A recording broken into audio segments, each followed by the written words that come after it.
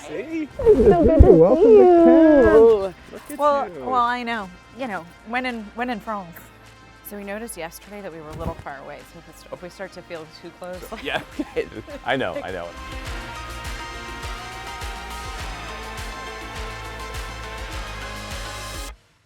you've been moderating CMOs in the spotlight, but frankly, in your conversations about what it's like to be a CMO right now. What I'm hearing, I asked both panels, what is the primary skill, one skill needed for a successful CMO today, and it's incredible how consistent both panels were. Really? So they quickly went to, oh my God, you have to be adaptable. If you're not able to pivot and think and learn and see something and go this way, you're toast. So adaptability, agility.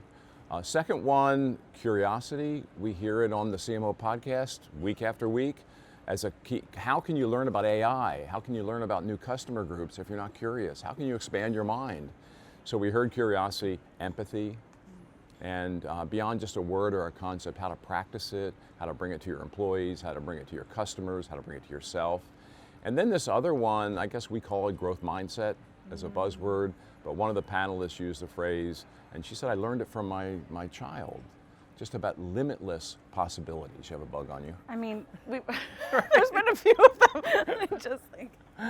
But this concept of limitless possibilities and that mindset that we don't need to have a ceiling, and it's all about our imagination, and that's obviously a beautiful concept for Cannes, right? Creativity and limitless possibilities are very related. I'm sitting here thinking just how positive that feels in a world that Yes. sometimes doesn't feel very positive at the moment. So thank you, because that's sort of gotten my day off to a great start. Those sound like kind of quintessential Yep.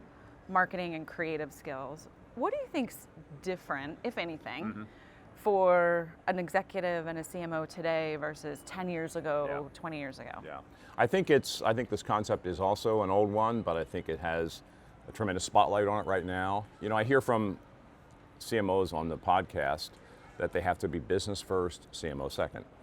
And even one podcast guest said, I'm 90% C, chief, and I'm 10% M. And I asked all of them about that, and they said, oh, wait, they're together. There's no difference. So I think this concept of we are seen as a growth driver, we're seen as critical to the business, we are business people, we're marketers, we're part of the ELT, there's no business, marketing, it's all together. Yep. And I don't think we would have heard that 10 years ago, which I think is one of the drivers of the CMOs, I think, being more important, more relevant, more at the table than they were 10 years ago. And so I think that's really positive. I mean, tenure of CMOs goes up and down a little bit, but I think the importance of the role in more companies has increased over 10 years, and I think that's really positive for all kinds of reasons. We've been playing around with this idea of CMO and CMOing as a verb, that you have to CMO here, CMO there, CMO up, CMO down, CMO all around. If that were true, what do you think those skills are? And what does that mean? Yeah, I think we hear this a lot also in the show, collaboration and teamwork. This idea of building a great team is a constant theme, probably one of the top 3 themes. And CMOs who do that well succeed and last a long time. Those who don't fail. And we've all had experience of CMOs who didn't act quickly enough on building their team. They didn't make a decision about the capabilities they wanted to build, who needed to be on the team, shape the team for the future. So I think this whole idea of teamwork, collaboration with the team and also across the company, and frankly as a CMO outside the company, they're often the voice of the company.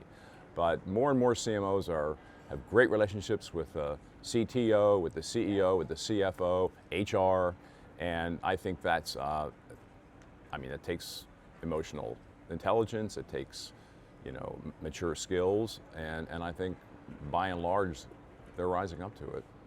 I couldn't agree more, and I think part of it is we have undervalued creativity in its broadest sense as a superpower for transformation. Yeah. So we've kind of over-indexed on linear, logical, backward looking to predict the future moments versus really transformational thinking, which I think comes from certainly the injection of creativity, if not creativity at its core. If you drawing on your experience and what you've heard from the podcast and CMOs that you coach, what's the best way for a CMO or just a great marketer and creative mind to think about bringing creativity as a superpower outside of traditional creative endeavors? I just think it's about creativity applied to everything. And creativity means you're able to look at something and change it for the positive and think about an unexpected link or an unexpected connection, and using your qualitative and quantitative data to think about true insights that can lead you to a creative solution that maybe has not been thought of before.